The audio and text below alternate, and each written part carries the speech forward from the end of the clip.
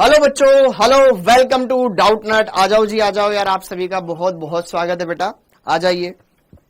उम्मीद है आप सभी अपने घरों पर एकदम स्वस्थ है, मस्त है। आ जाइए बेटा, क्लास स्टार्ट हो चुकी है, क्लास स्टार्ट हो चुकी है। आ जाओ आ जाओ आ जाओ आ जाओ, क्लास स्टार्ट हो चुकी है। आ जाइए सब बच्चे, क्लास ज्वाइन कर लीजिए, क्लास स्टार्ट हो चुकी है। गुड इवनिंग, ठीक है।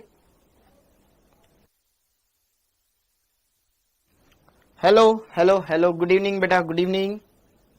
राधे राधे जी, राधे राधे जी। हेलो धर्मेंद्र, हेलो आकाश। और आज इस चैप्टर को कंप्लीट कर लेंगे और इसके जो भी क्वेश्चंस हैं वो भी हम लगा लेंगे, ठीक है। गुड इवनिंग, प्रणाम जी, प्रणाम। कैसे हो आप सब? आशा करता हूं आप सभी भी अपने घरों पर एकदम स्वस्थ हैं, मस्त हैं। Hello Uday, hello Sameer, hello Jitu, Samreen, Sanjana, hello Vishal, Shweta ji, good evening बेटा, ठीक है। और इसके बाद फिर हम कंप्लीट ऑर्गेनिक ही पढ़ेंगे। तो चलो स्टार्ट करते हैं, ठीक है। ओके, आज हम यहाँ पे बात करेंगे इसके लेक्चर नंबर 15 के बारे में। लास्ट लेक्चर है बेटा, ओके। अच्छे से ऑर्गेनोमेटेलिक कंपाउंड बता दिया बेटा।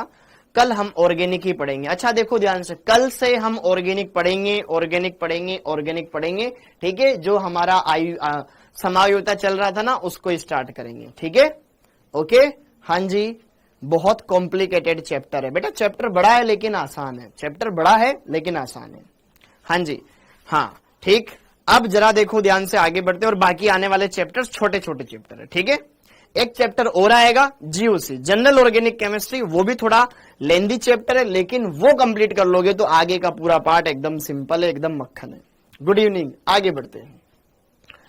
तो आज के लेक्चर में हम पढ़ेंगे मात्र 3 चीजें, जिसमें हमारा ये टॉपिक कंप्लीट। एक है जॉन टेलर प्रभाव, इसका भी एक क्वेश्चन आया था एक बार। एक है ट्रांस प्रभाव, ये भी एक आध बार पूछा जा चुका है। और फिर यहाँ पर अभ्यास प्रश्न बेटा। इसके बाद फिर अपन पूजा जी फिर 12th वाली पढ़ेंगे, टेंशन मत लो, ठीक है। फिर ऑर्गेनिक ही पढ़ेंगे। और ऑर्गेनिक को ऐसे अलग अलग नहीं पढ़ाऊंगा, मैंने जीओसी पढ़ाऊंगा, समायोजता के बाद जीओसी, फिर जीओसी के बाद फिर अपन हेलो एल्केन स्टार्ट कर देंगे, ठीक है। अब दोबारा ऑर्गेनिक पढ़ेंगे बेटा, अब ऑर्गेनिक, ठीक है। पी ब्लॉक के वैसे मोस्टली कॉन्सेप्ट हम ऑलरेडी बेटा पीरियोडिक टेबल में पढ़ चुके हैं, ठीक है। बस थोड़ा थोड़ा सा और बताना, इस बार तो वैसे ही पी ब्लॉक कट चुका है। अब आगे बढ़ते हैं। हाँ जी, हाँ, आइसोमेरिज्म के क्वेश्चन नहीं हो रहे हैं, ठीक है। साक्षी जी उन पर भी बात करेंगे, चर्चा करेंगे, उनको भी चर्चा में शामिल करेंगे। थैंक यू बेटा शालू जी। अब आगे बढ़ते हैं। तो देखो ध्यान से, पिछले लेक्चर के दौरान बेटा मैंने आपको क्या पढ़ाया था, वो चीज समझ में आ गई। पिछले लेक्चर में मैंने आपको ये बताया था कि अगर आपको निकल का परीक्षण करना है तो डीएमजी मिला देते हैं। निकल के परीक्षण के लिए हम क्या करते हैं, डाइमेथिल ग्लाइकोजिम को मिलाते हैं, जिससे एक गुलाबी रंग का यौगिक बनता है। उस गुलाबी रंग के यौगिक का बनना निकल की पहचान होती है। उसी तरीके से मैंने आपको सल्फाइड आयन के परीक्षण के लिए क्या पढ़ाया था, सल्फाइड आयन के परीक्षण के लिए मैंने आपको पढ़ाया था सोडियम नाइट्रोप्रोसाइड परीक्षण। सोडियम नाइट्रोप्रोसाइड परीक्षण वो मैंने आपको पढ़ाया था। उसमें आपको यह पता होना चाहिए सोडियम नाइट्रोप्रोसाइड क्या होता है, उसका संकरण वगैरह, आईयूपीएसी नाम वो पता होना चाहिए, ठीक है। वहां पर पर्पल कलर आता है, ठीक, ओके। उसके बाद फिर अगर हम बात करें वहां पर वो रूबी रेड कलर बेटा, ठीक है, वो कोई दिक्कत नहीं उससे, ठीक है, ओके। फिर उसके बाद अगला मैंने आपको पढ़ाया था फेरिक आयन और फेरस आयन। तो मैंने उसके लिए आपको ट्रिक बताया था, परशुराम ने 32 में से 23 दांत तोड़ दिए। प्रूशियन ब्लू 32, 3 और 2, और टर्न बुल्स ब्लू 23, 2 और 3, ठीक है। समझ पा रहे हो, फेरोसाइनाइड, फेरीसाइनाइड, क्लियर है, ओके। ये सारी बातें आपको देखनी थी, ये मैंने आपको बता दी। फिर उसके बाद फेरिक आयन के लिए एक और परीक्षण मैंने आपको पढ़ाया था पोटेशियम थायोसाइनेट के साथ, वो भी आपको क्लियर करना है। वो भी आपने अच्छे से देख लिया होगा, उसको भी अच्छे से क्लियर कर लिया होगा, ठीक है, वो हमने देख लिया। फिर उसके बाद मैंने आपको कॉपर +2 आयन का परीक्षण बताया, स्विट्जर्स रिएजेंट वाला।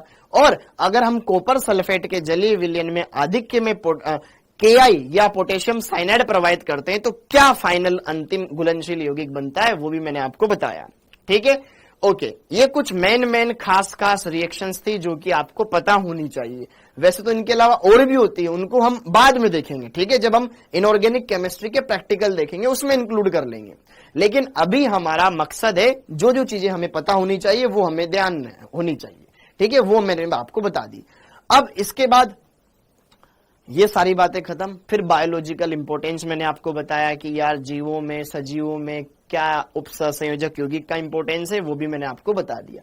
अब इस चैप्टर में 3 टॉपिक बचे हुए हैं। पहला है जॉन टेलर इफेक्ट, फिर दूसरा है ट्रांस प्रभाव, और फिर क्वेश्चन। बस यही है, और कुछ नहीं है।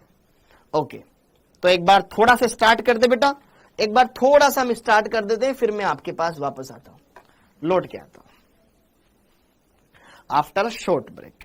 हाँ, तो हम जॉन टेलर प्रभाव, ट्रांस प्रभाव और फिर अभ्यास प्रश्न की ओर बढ़ते हैं। तो सबसे पहले तो हेडिंग डाल लो, जॉन टेलर प्रभाव होता क्या है। जॉन टेलर प्रभाव होता क्या है। देखो, इसका क्वेश्चन अब तक एक बार आया है, तब से ही इसको सिलेबस में जोड़ दिया गया है। जॉन टेलर प्रभाव एकदम सिंपल है, अष्टफलकीय संकुलों में लगता है। किसमें लगता है? अष्टफलकीय संकुलों में। अष्टफलकीय संकुलों में ऐसे देखा जाता है। देखो बच्चों, याद है आपको, अभी कुछ लिखना नहीं है, अभी कुछ लिखना नहीं है। हमें याद है कि अष्टफलकीय संकुलों में डी कक्षक 2 भागों में विभाजित हो जाते थे, T2G और EG। T2G और EG कक्षकों में विभाजित हो जाते थे। ठीक है, ओके। आपको यह भी पता है कि अष्टफलकीय संकुलों में लिगेंड अक्षों के अनुदिश आक्रमण करते थे और यही कक्षक अक्षों के अनुदिश होते थे। EG कक्षक, क्या मैं बोल रहा हूं? लिगेंड अक्षों के अनुदिश आते थे अष्टफलकीय संकुलों में। तो EG कक्षक के इलेक्ट्रॉन सबसे ज्यादा प्रतिकर्षित होते थे लिगेंडों के द्वारा, और इस तरीके से यहां पर विपाटन देखने को मिलता था। तो जॉन टेलर प्रभाव क्या कहता है, अब इस पर बात करते हैं। जॉन टेलर प्रभाव यह कहता है कि अगर हम बात करें अष्टफलकीय संकुलों में, अष्टफलकीय संकुलों के अंदर जो केंद्रीय परमाणु के इलेक्ट्रॉन अगर ई कक्षक में उपस्थित हैं, तो वो लिगेंड के सबसे ज्यादा प्रतिकर्षित होने वाले हैं, क्योंकि लिगेंड भी इन्हीं कक्षकों की दिशा में आ रहा है। एक बार जरा देखना, ध्यान से देखना, मेरे पास एक अष्टफलकीय संकुल है, लिगेंड आ रहे हैं, लिगेंड आ रहे हैं, तो वो क्या करते हैं, dx² और dz², इनके नजदीक से आते हैं, क्योंकि ये अक्षों के अनुदिश है। तो इन कक्षकों में जो इलेक्ट्रॉन है वो लिगेंडों से सबसे ज्यादा प्रतिकर्षित होंगे बिल्कुल। तो ये नियम क्या कहता है, यदि केंद्रीय परमाणु के EG कक्षकों में इलेक्ट्रॉन सम्मित रूप से भरे हुए हो, सम्मित रूप से मतलब अगर एक इलेक्ट्रॉन इसमें, एक इलेक्ट्रॉन इसमें, नीचे वाले तो भरेंगे तभी तो ऊपर जाएंगे, ठीक है, फिर एक इसमें और एक इसमें। अगर T2G में सम्मित भरे या असम्मित भरे, उसका प्रभाव बहुत कम लगता है। ठीक है, मैं डायरेक्ट यहां पे EG कक्षकों के बारे में बात कर रहा हूं। यदि केंद्रीय परमाणु या केंद्रीय धातु आयन के EG कक्षकों में सम्मित रूप से इलेक्ट्रॉन भरे होते हैं, तो अष्टफलकीय संकुल की ज्यामिति सम्मित रहती है, नियमित रहती है, उसमें कोई विकृति उत्पन्न नहीं होती है, एकदम अष्टफलकीय आकृति रहती है। परंतु यदि केंद्रीय परमाणु के EG कक्षकों में इलेक्ट्रॉन सम्मित रूप से न भरे हुए हो, मतलब दोनों में से किसी एक ही कक्षक में इलेक्ट्रॉन भरे हुए हो, उसमें ना भरे हुए हो, या इसमें ज्यादा हो उसमें कम हो, असम्मित रूप से इलेक्ट्रॉन भरे हुए हैं, तो क्या होगा, अष्टफलकीय संकुल की ज्यामिति में विकृति उत्पन्न हो जाती है। क्या मैं बोल रहा हूं, यदि अष्टफलकीय संकुलों में जो केंद्रीय परमाणु है उसके EG कक्षक में सम्मित रूप से इलेक्ट्रॉन भरे होते हैं, तो अष्टफलकीय संकुल की ज्यामिति में कोई विकृति नहीं आती है। और यदि EG कक्षकों में इलेक्ट्रॉन सम्मित रूप से न भरे हुए हो, तो वहां पर अष्टफलकीय संकुल की ज्यामिति में कुछ विकृति उत्पन्न हो जाती है। यही है जॉन टेलर प्रभाव। बस इतनी सी कहानी। क्लियर है? एक बार मैं इसके बारे में लिखवाता हूं, सारी चीजें आपको बताता हूं। हाँ जी, तो पुरानी चीज रिवाइज कर रही है आपने और वहां से फिर सारे कॉन्सेप्ट को समझा। तो जॉन टेलर के अनुसार, जॉन टेलर के अनुसार, जॉन टेलर के अनुसार अष्टफलकीय संकुलों में, अष्टफलकीय संकुलों में केंद्रीय परमाणु के, केंद्रीय परमाणु के ईजी कक्षकों में, ईजी कक्षकों में इलेक्ट्रॉन सममित रूप से, सममित रूप से व्यवस्थित हो, व्यवस्थित हो, तो सममित रूप से व्यवस्थित हो तो ज्यामिति नियमित रहती है, नियमित रहती है। क्यों? सममित रूप से होंगे तो दो कक्षक थे, जितने इलेक्ट्रॉन इसमें उतने इसमें हो। तो क्या होता था कि जब लिगेंड आता था तो इन्हीं कक्षक के इलेक्ट्रॉन उनको ज्यादा प्रतिकर्षित करते थे। अगर मान लो सिर्फ एक में इलेक्ट्रॉन है, दूसरे में इलेक्ट्रॉन नहीं है, तो उससे क्या होगा? प्रतिकर्षण बढ़ जाएगा। जैसे कि मान लो डी जेड स्क्वायर में इलेक्ट्रॉन है और d x square dash y square में नहीं है। अगर सिर्फ इसी में इलेक्ट्रॉन है तो इस अक्ष के अनुदिश आने वाले इलेक्ट्रॉन लिगेंडों को ज्यादा प्रतिकर्षित करेंगे, तो जो d x square dash y square वाले जो बॉन्ड होंगे वो ज्यादा लंबे हो जाएंगे, दूसरे वाले छोटे हो जाएंगे। तो रिपल्शन फील होगा अगर दोनों में सेम सेम इलेक्ट्रॉन है। जैसे कि कहां गया वो, हाँ, जैसे कि अगर मैं बात करूं d x square dash y square, note नहीं करना है, ठीक है। अगर इसमें एक इलेक्ट्रॉन है, इसमें भी एक इलेक्ट्रॉन है, अब जेड अक्ष के अनुदिश लिगेंड जो आ रहे हैं वो भी समान रूप से प्रतिकर्षित हो रहे हैं और एक्स वाई अक्ष के अनुदिश जो लिगेंड आ रहे हैं वो भी समान रूप से प्रतिकर्षित हो रहे हैं। अगर एक इसमें इलेक्ट्रॉन बढ़ा दिया तो अब इधर इस दिशा से जो लिगेंड आ रहे होंगे वो ज्यादा प्रतिकर्षित हो रहे होंगे, उधर वाले कम प्रतिकर्षित हो रहे होंगे। अब दोनों में दो दो इलेक्ट्रॉन हो गए, सब तरफ से समान रूप से प्रतिकर्षण हो रहा है। तो ये इसका मतलब है। ओके, इतना क्लियर हो गया बच्चों। अब ये तो है नियमित, परंतु यदि ईजी कक्षक, ईजी कक्षक, ईजी कक्षक सममित रूप से न भरे हो तो संकुल की ज्यामिति में, संकुल की ज्यामिति में विकृति उत्पन्न हो जाती है, उत्पन्न हो जाती है। यही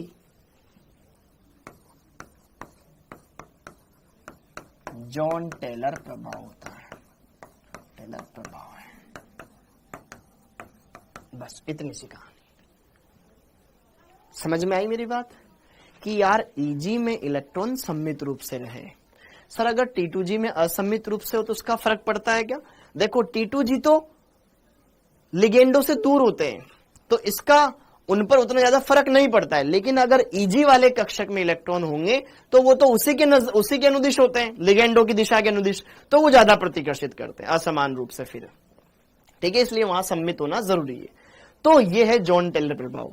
तो अब इसके अनुसार क्या होगा कि यदि केंद्रीय परमाणु या केंद्रीय धातु आयन में ईजी में इलेक्ट्रॉन असम्मित रूप से होते हैं तो जॉन टेलर प्रभाव के अनुसार असंकुल की ज्यामिति में विकृति उत्पन्न हो जाती है। ये हमने देख लिया। अब सर कौन कौन से ऐसे विन्यास है जहां पर जॉन टेलर प्रभाव लगता है? बस खत्म बात। ओके, तो अरे ये तो हमने पहले ही देख लिया, ठीक है। ओके, तो यहां पे जरा देखो ध्यान से, तो जॉन टेलर के अनुसार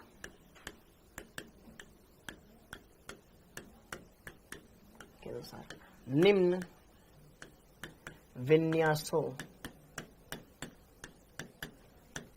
यह प्रभाव देखने को मिलता है, देखने को मिलता है। बस आपको इतना सा देखना है, मिलता है। अब एक बार मैं आपको यहां पर समझाता हूं, फिर आप ऑटोमेटिक खुद बताना। देखो ये है T2G कक्षक और ये है EG कक्षक। ये नहीं लिखना है, वो तो लिख लो आप। जैसे कि देखो एक इलेक्ट्रॉन हो तो एक इलेक्ट्रॉन इन 5 कक्षकों में से एक में गया, ये भी एक असममित विन्यास ही हुआ ना भाई। 5 में से एक को ही दिया आपने इलेक्ट्रॉन, बाकियों को नहीं दिया। रोएंगे कि नहीं रोएंगे? रोएंगे। अच्छा, अगला इलेक्ट्रॉन इसमें चला जाए, यह भी असममित है। अगला इलेक्ट्रॉन इसमें चला जाए, ये। अब जरा देखो ध्यान से, ये एक सममित विन्यास है, तीनों के तीनों T2G भरे हुए, ये दोनों खाली है। ये भी सममित है, तीनों में से एक एक के पास एक एक इलेक्ट्रॉन है। तो D1 हो जाए, D2 हो जाए या D3 हो जाए, तीनों में जॉन टेलर प्रभाव न के बराबर लगता है, न के बराबर, कोई दिक्कत नहीं है। हाँ जी, लेकिन उच्च चक्रण संकुल में अगर D4 हो जाए तो E में इलेक्ट्रॉन जाएगा। अब E असममित रूप से भरा हुआ है, यहां पे विन्यास, यहां पे प्रभाव लगेगा, ठीक है। 5 में नहीं लगेगा क्योंकि हर एक में एक एक इलेक्ट्रॉन है, सब में नहीं लगेगा, ठीक है। छठा वाला नीचे जाएगा, असममित हो गया, असममित विन्यास हो गया ना। एक कक्षक में 2 इलेक्ट्रॉन है, बाकियों में एक एक इलेक्ट्रॉन है। 7 वाले में भी लगेगा, 8 वाले में नहीं लगेगा। सारे T2G पूरे भरे हुए, EG भी पूरे भरे हुए समान रूप से, ठीक है। 9 वाले में लगेगा, 10 वाले में नहीं लगेगा क्योंकि सब सममित रूप से भर गए। तो कहने की बात यह है, जब इलेक्ट्रॉनिक विन्यास असममित रूप से दिखने लगे वहां जॉन टेलर इफेक्ट लग जाता है।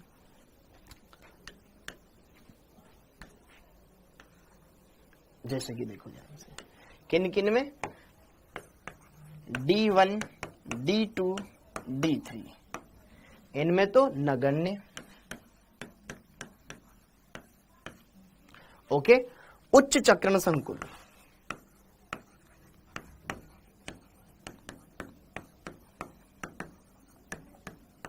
उच्च चक्रण संकुल में चौथा इलेक्ट्रॉन ऊपर ही जाएगा क्योंकि हमें ऊपर इलेक्ट्रॉन दिखाने हैं, D4 विन्यास में लगेगा। D5 में वापस से सम्मित हो जाएगा। सम्मित का मतलब इसमें भी 3 इलेक्ट्रॉन, इनमें भी एक एक इलेक्ट्रॉन, दोनों में आ जाएगा सम्मित। तो D5 में नहीं लगेगा, D6 में लगेगा बेटा, क्योंकि एक इलेक्ट्रॉन फिर नीचे इस कक्षक में 2 है। देखो 1 2 3 4 5, अभी सम्मित है ये, पांचों के पांचों कक्षक सम्मित है। छठा इलेक्ट्रॉन नीचे गया तो फिर सम्मितता में फर्क पड़ गया, ठीक। ओके, इनमें भी असम्मित होने से फर्क पड़ता है, लेकिन बहुत रेयर फर्क पड़ता है। लेकिन अगर EG में असम्मित हो जाए तो उसका ज्यादा फर्क पड़ता है, ठीक है। यहां पर ये हो गया D6। अब D7 में भी फर्क पड़ जाएगा, ठीक है। D7 में, D8 में फर्क नहीं पड़ेगा क्योंकि इधर भी पूरी तरीके से सम्मितता आ चुकी है। D8 में फर्क नहीं पड़ेगा। D9, इसमें 2 उसमें 1, भयंकर फर्क पड़ता है, ठीक है। D9, इन विन्यासों में क्या लगता है? जॉन टेलर प्रभाव लगता है, ये मैं कहना चाहता हूं। जॉन टेलर प्रभाव कब लगता है? जब इलेक्ट्रॉनिक विन्यास हम असममित रूप से भर रहे हो इन कक्षकों में, जब इलेक्ट्रॉनों का वितरण असमान रूप से करेंगे तो जॉन टेलर प्रभाव लगेगा, ठीक है। ये इनका कहना है।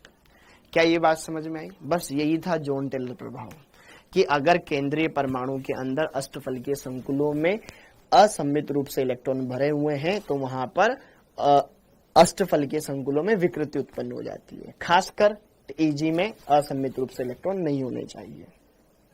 क्लियर है मामला? अब जैसे कि देखो एक क्वेश्चन कहां गया, ये रहा, ये वाला क्वेश्चन। निम्न में से किसके उच्च चक्रण संकुलों में यान टेलर प्रभाव दृश्य नहीं होता है? मतलब जॉन टेलर प्रभाव दृश्य नहीं होता है, दिखाई नहीं देता है। किस में नहीं दिखेगा?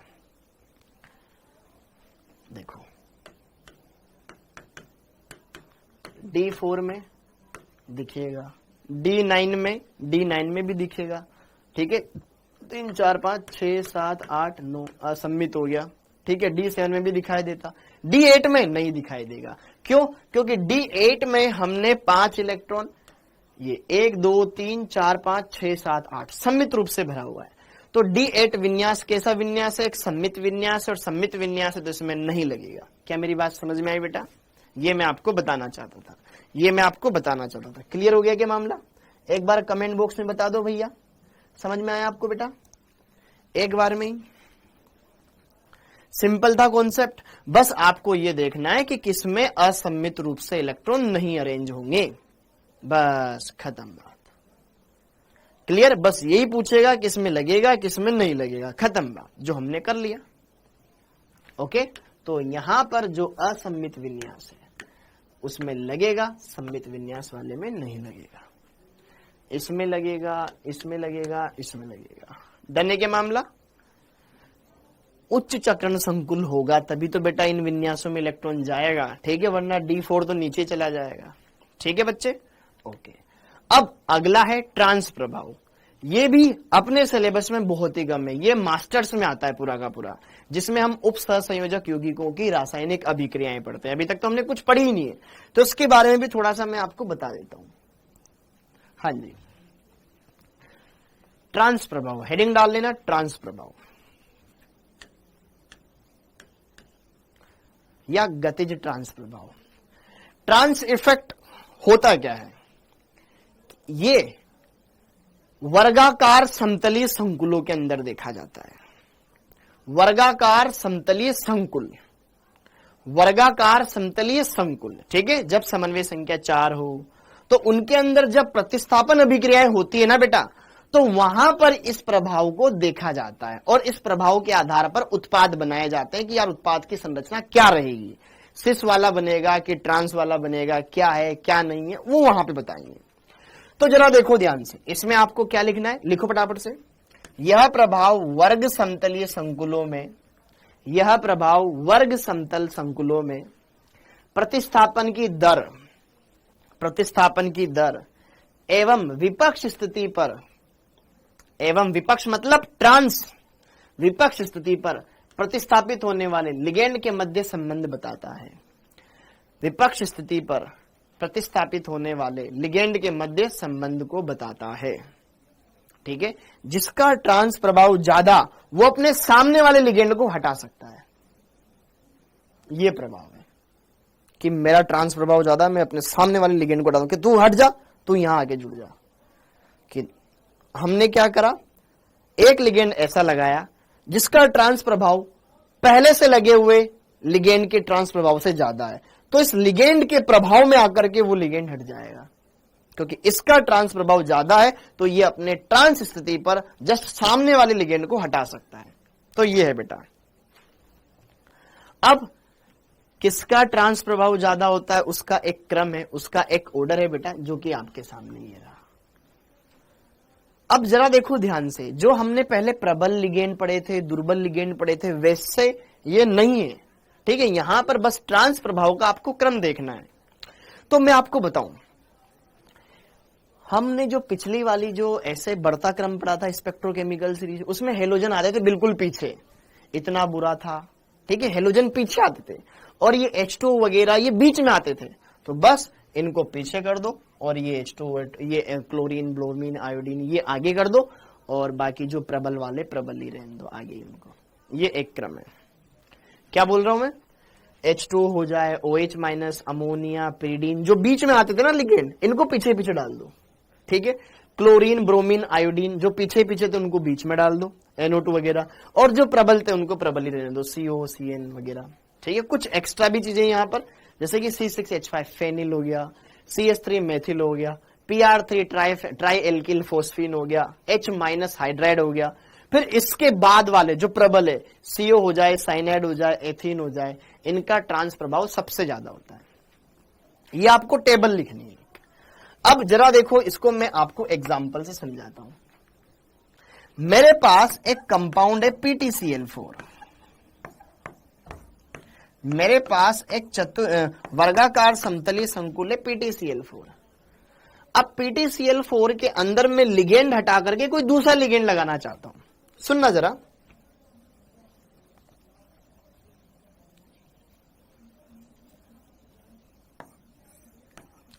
हाँ जी, पहली अभी इस वाले संकुल की मैंने अभिक्रिया करवाई बेटा अमोनिया के साथ।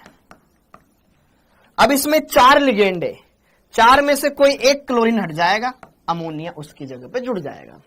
तो मान लो ये वाला क्लोरीन हट गया, तो ये प्लेटिनम, यहां पर वही समतलीय संकुल बनेगा, यहां पर अमोनिया आ गया, यहां क्लोरीन, यहां क्लोरीन, यहां क्लोरीन है। अब अगर मैं इस पर कोई दूसरा लिगेंड का अटैक करवाना चाहूं, ये वाला प्रोसेस हो गया यहां पर, ये वाला प्रोसेस हो गया यहां पर। अगर मान लो मैंने यहां पर क्या करवाना चाहा, जैसे कि वापस से मैंने अमोनिया का योग करवाना चाहा या किसी और रिएक्शन का योग करवाना चाहा, जैसे कि मान लो मैंने यहां पर अमोनिया का एक बार वापस से योग करवाना चाहा, तो अब जरा देखो ध्यान से, यहां पे देखना, अभी अभी आपने क्या जोड़ा, बाहर से अमोनिया जोड़ा, तो अमोनिया के स्थान पे तो अमोनिया लग नहीं सकता। क्या अमोनिया का ट्रांस प्रभाव इस Cl से ज्यादा है क्या? तो हम इस Cl को हटा देंगे, अदरवाइज अगल बगल वाले में से कोई एक हटेगा। तो जरा देखो ध्यान से, अमोनिया यहां पर है, क्लोरीन यहां पर है। भाई अमोनिया का ट्रांस प्रभाव क्लोरीन से ज्यादा नहीं है, हाँ या ना? तो इस अमोनिया के सामने वाला क्लोरीन नहीं हटेगा, इन दोनों में से कोई एक हटेगा। समझ आई मेरी बात, क्या मैं बोल रहा हूं? यहां पर इस अमोनिया का जो इस अमोनिया का ट्रांस प्रभाव इस क्लोरीन से कम है, पीछे, तो ये अमोनिया अपने ट्रांस स्थिति वाले क्लोरीन को रिप्लेस नहीं कर पाएगा, तो इन दोनों में से कोई एक रिप्लेस होगा। आप में से कोई सोच रहा होगा सर अमोनिया के स्थान में वापस अमोनिया लगा दो, इसका तो ज्यादा है। अरे भाई फिर दो अमोनिया जोड़ने से फिर नया प्रोडक्ट कहां बन रहा है? ठीक है, तो यहां पर इन दोनों में से कोई एक क्लोरीन हटेगा, हट गया, कोई भी एक हटा दो, कोई दिक्कत नहीं। इस अमोनिया के सापेक्ष वो 90 डिग्री पे आएगा, इधर भी, यहां पे भी 90 डिग्री के पास ही आएगा, तो कोई भी एक हमने हटा दिया।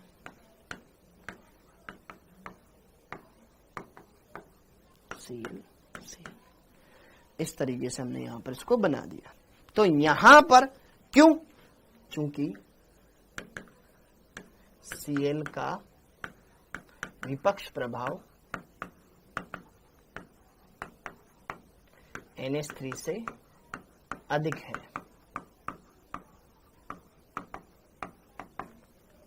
ये वाला, ठीक है। अब अगर मान लो इसी संकुल की अभिक्रिया मैंने पहले NO2 के साथ करवा दी, NO2 माइनस के साथ करवा दी, NO2 माइनस के साथ। अब NO2 माइनस इन चारों में से कोई एक क्लोरीन हटाएगा, ओके, हटा दिया, मान लो एक क्लोरीन हटा दिया मैंने, ठीक है, माइनस और ये प्लस जुड़ रहा है, ठीक है, ओके, एक Cl माइनस यहां से अलग हो गया, ठीक है। अब कोई भी एक Cl माइनस बेटा मैंने अलग कर दिया,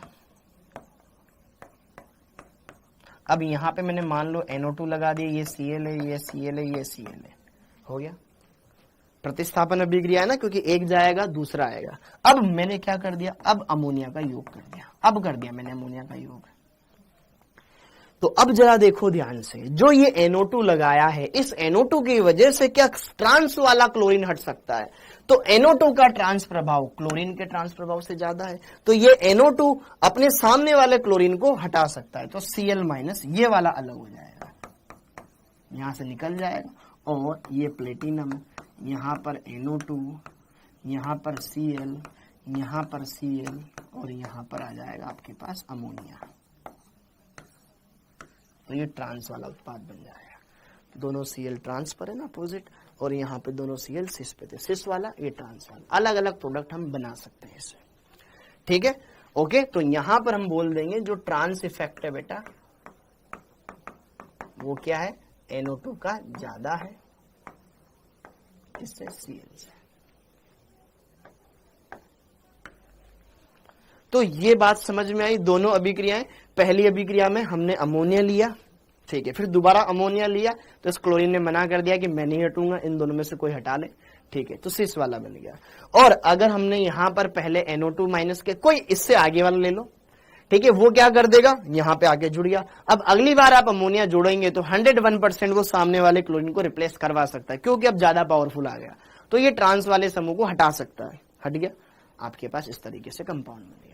तो आई होप आपको समझ में आया होगा, यही है ट्रांस प्रभाव। तो हमसे एग्जाम में रिएक्शन नहीं पूछी जाती है कि बताओ क्या उत्पाद बनेगा, कौन सा अभिकर्मक बनेगा, सिस वाला बनेगा, ट्रांस वाला, क्योंकि अपने सिलेबस में है ही नहीं। अपने सिलेबस में ये एक लाइन है जिसको आपको ध्यान रखना है, ठीक है। H2O हो जाए, OH माइनस हो जाए, अमोनिया हो जाए, पिरिडीन हो जाए, इनका ट्रांस प्रभाव लगभग सेम रहता है।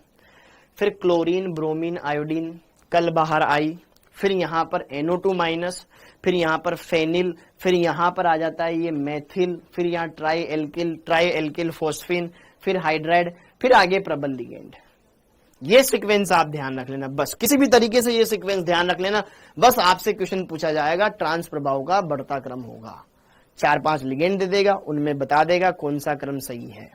तो बस आप ये ध्यान रखना, जो बीच वाले लिगेंड आते थे अपने वहां पर, वो पीछे पीछे डाल दो, और पीछे पीछे वालों को इधर बीच में डाल दो, हेलोजनों को, और बाकी जो प्रबल वाले आगे रहेंगे, खत्म बात। ठीक है, तो वो क्रम आपको ध्यान रखना है, उसी से रिलेटेड ये एक टेबल है, सीरीज है जो आपको ध्यान में रखनी, बाकी सब कचरा है। ठीक, और इसी के साथ फिर ये चैप्टर कंप्लीट होता है। क्या ये बात समझ में आई आपको? क्या ये बात समझ में आई बेटा? ठीक है, C2H4 सबसे ज्यादा है बेटा, हाँ एथीन का सबसे ज्यादा है। ठीक है, लगभग सेम ही इनका, CO का और साइनाइड का और एथीन का लगभग सेम ही है, इन तीनों का सेम ही है। ट्रिक्स वगैरह देखो, जल, OH, अमोनिया, पिरिडीन जो बीच में आते थे वो पीछे डाल दो, हेलोजनों को बीच में डाल दो, बस इसमें फेनिल आ गया, मेथिल आ गया, ट्राई एल्किल फॉस्फिन आ गया, हाइड्राइड आ गया, ये बीच में आ गया, और प्रबल वाले आगे आगे। H5 माइनस पिरिड, ये फेनिल है बेटा, फेनिल, अरे ये फेनिल है, फेनिल फेनिल फेनिल समूह। ठीक है, ओके, जिसमें ये क्लियर हो जाएगा। प्रैक्टिकल वाले क्वेश्चन कैसे आएंगे नीट में बेटा? ऐसे सिंपल ही आएंगे, देखना आपको कल के होमवर्क में मैंने दिए थे ना, वैसे आएंगे। अब खत्म, अब हम कर लेते हैं क्वेश्चंस, अब कर लेते हैं क्वेश्चंस। तो बेटा आप मुझे ये बताओ, सबसे पहले तो क्या ये चैप्टर तुम्हें समझ में आया? हाँ, आप क्वेश्चन करवाएंगे दिया जी। PR3 बेटा try alkyl phosphine, try alkyl phosphine, क्या बेटा ये जो हमने पूरा चैप्टर पढ़ा ये एकदम समझ में आया आपको? ठीक है, D1 D2 में D1 में भी लगता है, D2 में भी लगता है, D3 में भी लगता है, पर नगण्य लगता है। ठीक है, D4 में जिसमें EG में इलेक्ट्रॉन भरने लग जाएंगे ना, वहां लग जाएगा। एकदम बढ़िया से, अच्छे से क्लियर हुआ, एकदम बढ़िया से, क्योंकि चैप्टर बहुत ही बड़ा था, यकीन मानो इसके 4 क्वेश्चन तुम्हारे आएंगे ही आएंगे, चाहे वो IUPAC नामकरण से आ जाए, चाहे वर्नर के सिद्धांत से आ जाए, चाहे VBT से आ जाए, चाहे CFT से आ जाए, चाहे CFAC की गणना करने वाला पार्ट से आ जाए, या फिर लिगेंडो की सामर्थ्य वगैरह से आ जाए, या फिर तुम्हारे समावयवता वाले पोर्शन से आ जाए, या इफेक्टिव एटॉमिक नंबर, परमाणु, प्रभावी परमाणु संख्या वाले से आ जाए। ठीक है, स्थायित्व वाले कंपाउंड स्थायित्व से रिलेटेड आ जाए, प्रकाशिक समावयवता, ज्यामिति समावयवता से रिलेटेड आ जाए, उप सहसंयोजक यौगिकों के अनुप्रयोग से आ जाए, धातु कार्बोनिल संकुलों में बॉन्डिंग कैसे होते हैं उस पर आ जाए, सिनर्जिक बॉन्डिंग पर आ जाए, किसी से भी क्वेश्चन आएगा आप डेफिनेटली कर सकते हो, बिल्कुल। DD संक्रमण से आ जाए, कोई भी क्वेश्चन आ जाए, अवशोषण, उत्सर्जन, सब कुछ आप कर सकते हो। ठीक है, तो चलिए अब आपके कुछ क्वेश्चन हम लगा लेते हैं। ठीक है,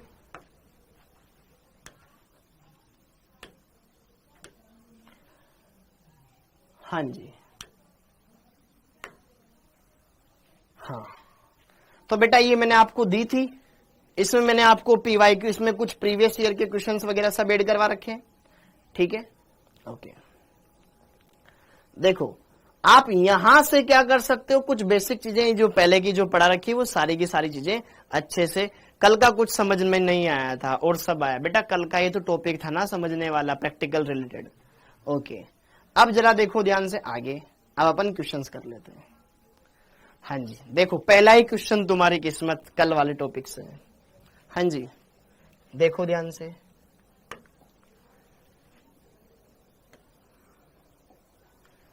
कॉपर सल्फेट, ध्यान से देखो पहला ही क्वेश्चन देखो ध्यान से, AIPMT 2006, पहला ही क्वेश्चन देखो, कॉपर सल्फेट केसीन के आधिक्य में घुलकर क्या देता है?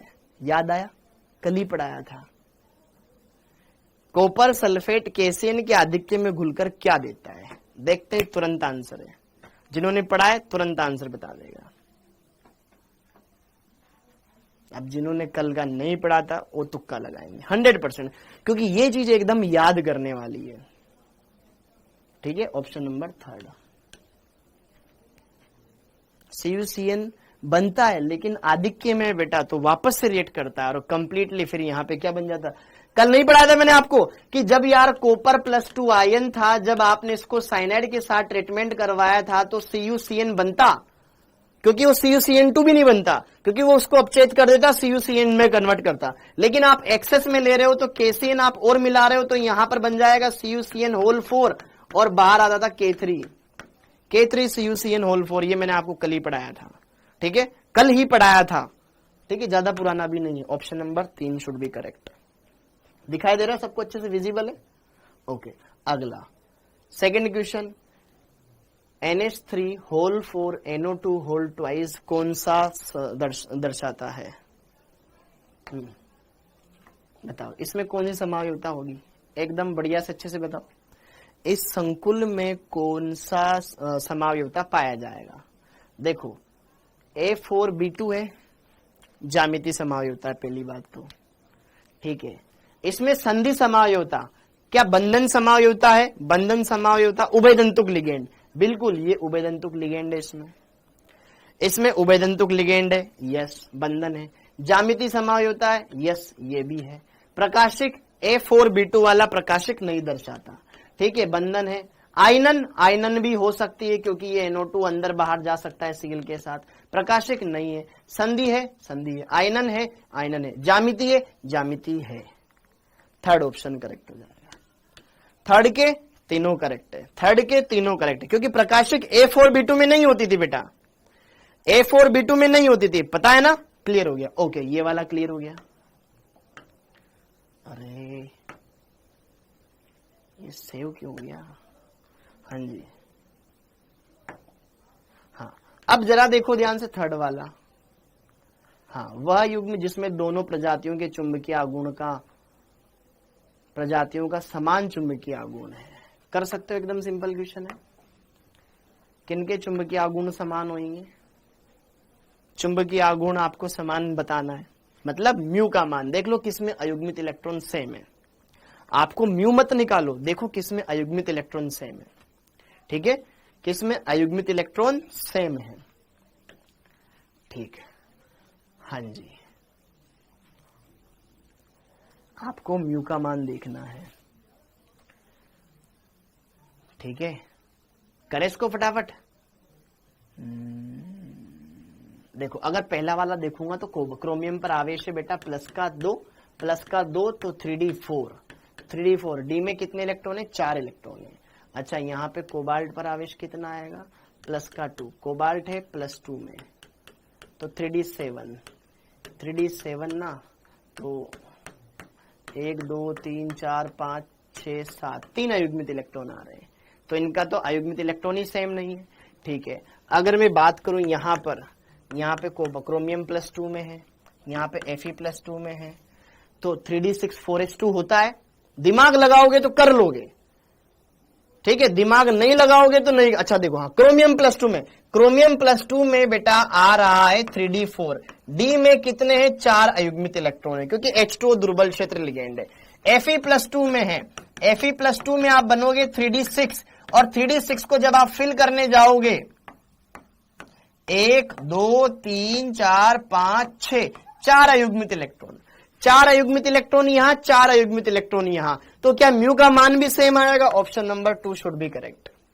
ऑप्शन नंबर बी करेक्ट होगा, क्योंकि दोनों के अंदर अयुग्मित इलेक्ट्रॉन 4 ही आ रहे हैं। कर सकते थे, वेरी गुड, ठीक है। अगला, वह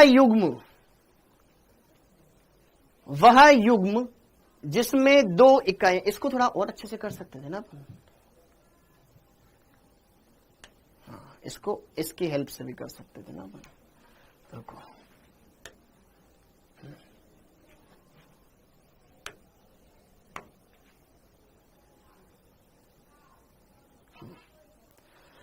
वह युग्म जिसमें दोनों इकाइयों में आयरन है।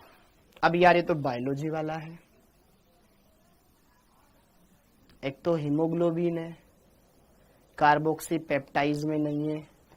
हाँ जी, किसमें है? जिसमें आयरन है। किसमें है बेटा? कार्बन। देखो, वह युग्म जिसमें दोनों में आयरन है, आयरन, ठीक है, हीमोसाइनिन साइटोक्रोम, बेटा ये बायोलॉजी वाला क्वेश्चन है, ठीक है। साइटोक्रोम, कार्बोक्सी पेप्टाइज में जिंक होता है, हीमोग्लोबिन में आयरन होता है, ठीक है। हीमोग्लोबिन तो होगा ही होगा, इसमें जिंक होता है और इसमें Fe होता है, ठीक है। हीमोग्लोबिन इसमें भी होता है, साइटोक्रोम में क्या ये होता है मायोग्लोबिन, हीमोग्लोबिन। तो जो केमिस्ट्री में दे रखे थे वो मैंने आपको लिखवा दिए, जो केमिस्ट्री में दे रखे थे वो मैंने आपको लिखवा दिए, ठीक है। केमिस्ट्री में जो थे वो मैंने लिखवा दिए, ये कुछ एक्स्ट्रा है कंपाउंड।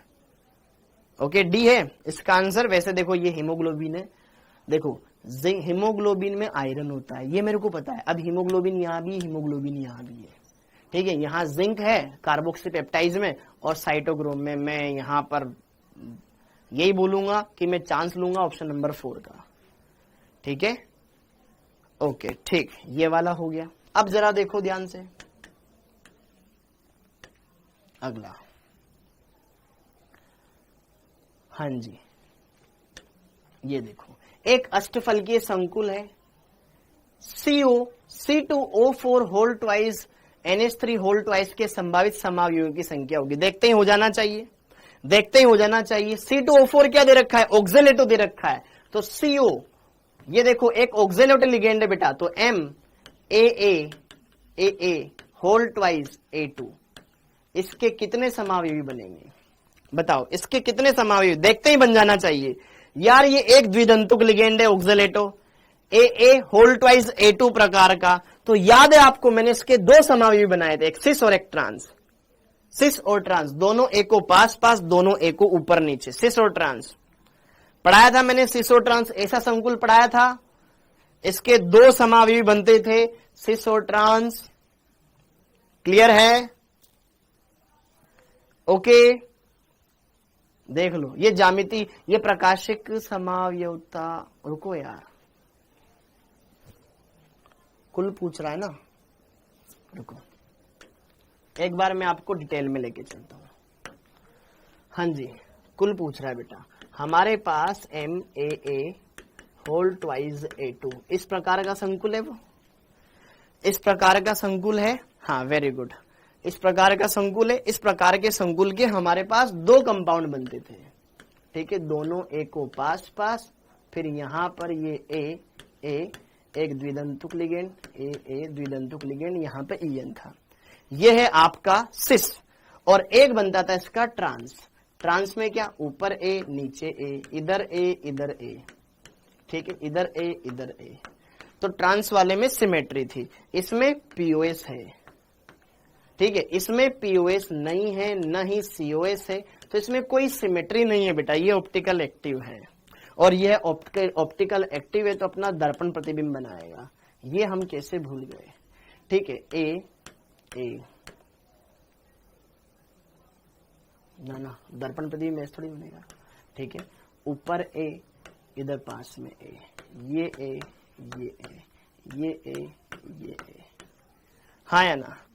क्लियर है? तो यहां पर आप जरा देखो ध्यान से, यह संकुल ऐसा संकुल है जिसका सिस रूप, सिस वाले में क्या होगी बेटा, कोई भी यहां पर सम्मितता नहीं है, तो ये ऑप्टिकल एक्टिव है। ऑप्टिकल एक्टिव है तो अपना मिरर इमेज बनाएगा। तो यहां पर टोटल आइसोमर होंगे, वो कितने होंगे, 3 होंगे। ये सिस है, सिस का मिरर इमेज, और ये ट्रांस, तो 1 2 3, ठीक है, 3 होंगे बेटा। क्लियर है? सर प्लीज नोट्स कैसे बनाऊं, ये प्रॉब्लम सोल्व कर दो भाई। जो मैं पढ़ाता हूं तो बनाया करना, बाकी क्या कुछ और बनाते हैं कि दुकान से लेके आते हैं क्या, ठीक है। ओके, तो यहां पर इसका आंसर 2 नहीं होगा, यहां पर इसका, अरे अरे कहां जा रहा है, यहां पर इसका आंसर 2 नहीं होगा बेटा, इसका आंसर होगा 3, ठीक। अगला, प्रति कैंसर में सिस प्लेटिन, ये तो एकदम सिंपल है। सिस प्लेटिन में क्या होते हैं, 2 प्लेटिनम होते हैं, 2 अमोनिया होते हैं, ठीक है। 2 प्लेटिनम और 2 अमोनिया, 2 प्लेटिनम और 2 ammonia, sorry 2 chlorine 2 ammonia, option number 1। Okay,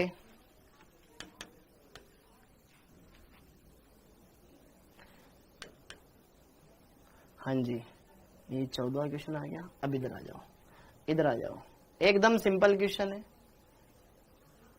क्या है ये क्वेश्चन, क्या था ये, नीचे कुछ उत्प्रेरक दिए गए हैं, उनके बताने की कौन सा गलत मिलान है। ओके, गलत मिलान किसका है ये आपको बताना है। हाँ जी,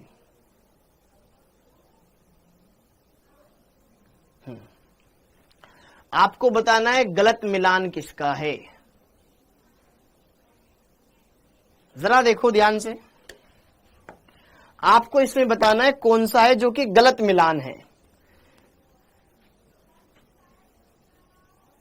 इसमें से आपको बताना है कौन सा गलत मिलान है। कल ही मैंने आपको पढ़ाया था रोडियम ट्राइफिनाइल फोस्फीन क्लोराइड क्या होता है, एक कहलाता है विल्किंसन कैटलिस्ट जो कि हाइड्रोजनीकरण में इस्तेमाल होता है, विषमांगी हाइड्रोजनीकरण में।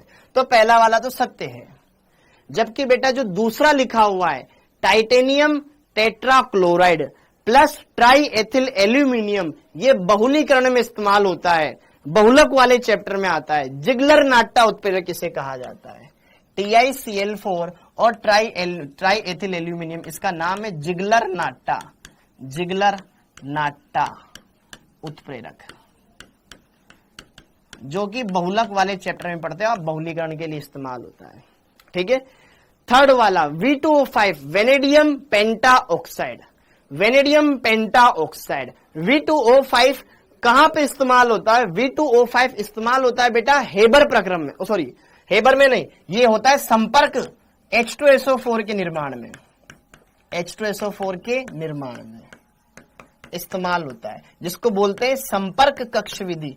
कोई बच्चा रिपीटर हो उसने पढ़ा होगा संपर्क कक्ष विधि, पी ब्लॉक संपर्क कक्ष विधि, कॉन्टेक्ट प्रोसेस में इसको इस्तेमाल किया जाता है। याद है किसी को, कॉन्टेक्ट प्रोसेस में इसको इस्तेमाल किया जाता है पी ब्लॉक में। जब आप H2SO4 का निर्माण करते हो ना बेटा, तो SO2 से ऑक्सीकरण करवा के जब SO3 बनाते हो तो वहां पे V2O5 का इस्तेमाल करते हो। ठीक है, और वो प्रोसेस होता है संपर्क कक्ष विधि, न कि हेबर बोश प्रक्रम। ठीक है, और निकल का हाइड्रोजनीकरण में हम इस्तेमाल करते हैं। क्लियर है, तो ध्यान रखिए, जिन्होंने पढ़ा है वो डेफिनेटली कर लेगा। और वैसे भी अब तुम्हारे क्या बोलते हैं, तुम्हारे सिलेबस से पी ब्लॉक वगैरह ये अंदर की बातें हट चुकी है, तो तुम्हारे क्वेश्चन आई होप इस बार ऐसे नहीं आएंगे। ठीक है, जिन्होंने पढ़ा है वो डायरेक्ट इसको कर लेता। ओके, अब आगे अगला क्वेश्चन, तो यहां पर कौन सा मैच नहीं है, थर्ड वाला। अगला क्वेश्चन, हाँ भाई, निम्नलिखित इकाइयों में से केंद्रीय परमाणु की वर्गाकार समतली ज्यामिति किसमें है। एकदम सिंपल क्वेश्चन है, ये तुम पे छोड़ता हूं, एकदम कर लोगे। ठीक है, XgF4 की समतल ज्यामिति बनती है वर्गाकार, XgF4 sp3d2 संकरण आता है, इसमें केमिकल बॉन्डिंग में पढ़ा रखा है। SF4 की सीसो ज्यामिति बनती है, NiCl4 की चेक कर लेना, पैलेडियम 4D श्रेणी में आता है, 4D श्रेणी 5D श्रेणी में जो भी आपका समन्वय संख्या 4 वाला आएगा वो सिर्फ और सिर्फ DsP2 संकरण दर्शाएगा। वर्गाकार समतली ज्यामिति, इसकी भी वर्गाकार 1 और 4 है क्या, ऑप्शन नंबर 1। देखते हैं, क्लियर हो जाएगा बेटा।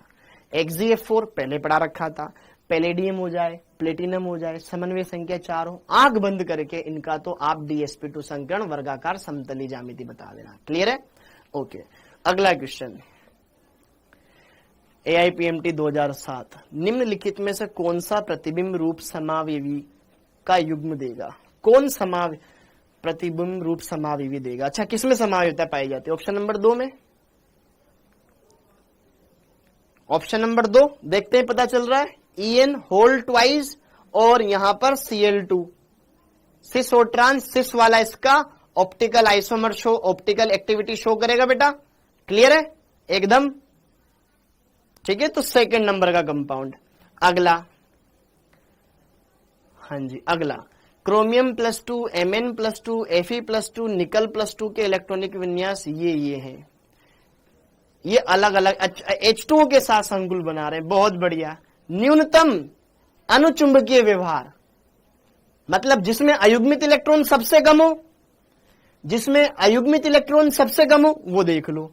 किसमें अयुग्मित इलेक्ट्रॉन सबसे कम आएंगे, D4 में ना 4 अयुग्मित इलेक्ट्रॉन, इसमें 5, इसमें 4, D8 में 2 बचेंगे, D8 में 2। निकल वाला संकुल, क्या निकल वाला संकुल, निकल वाले संकुल में सबसे कम अयुग्मित इलेक्ट्रॉन बचेंगे बेटा, ऑप्शन नंबर निकल। निकल पे जाएगा, क्योंकि निकल का अंदर जब आप D8 विन्यास भरोगे तो 1 2 3 4 5 6 7 8 2 अयुग्मित इलेक्ट्रॉन बचेंगे। हाँ जी, अगला देखो ध्यान से, AIPMT 2008, निम्नलिखित संकुलों में कौन सा सर्वाधिक अनुचुंबकीय गुणधर्म दर्शाएगा? जिसमें ज्यादा अयुग्मित इलेक्ट्रॉन होंगे, ठीक है, जिसमें ज्यादा अयुग्मित इलेक्ट्रॉन होंगे। GLY glycinato, EN okay, bipyridine okay. तो आप बस इसमें ये देख लो लिगेंड कौन सा है, प्रबल है तो युग्मन करवा दो, दुर्बल है तो युग्मन मत करवाओ, ठीक, ओके। उस हिसाब से आपको इसमें देखने और अच्छे से फिर आप इसमें देख सकते हो, अच्छे से क्लियर कर लोगे, ठीक है, ओके। यहां पे जरा देखो ध्यान से, EN भी प्रबल है, बाइपिरिडिन भी प्रबल है, अमोनिया भी प्रबल है, इसमें भी युग्मन करवा देना, इसमें भी युग्मन करवा देना, ठीक है, और फिर देखना किसमें ज्यादा युग्मित इलेक्ट्रॉन आ रहे हैं। अगला, किसमें डेल्टा CFAC का परिणाम अधिकतम होगा?